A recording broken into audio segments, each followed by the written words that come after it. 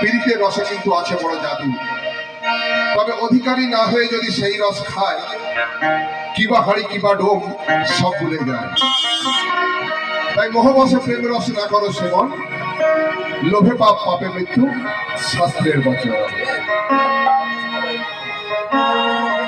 প্রেম করেছে রাধা সুন্দরী, জল নিতে যায় যমুনায় লয়ে গাগরি।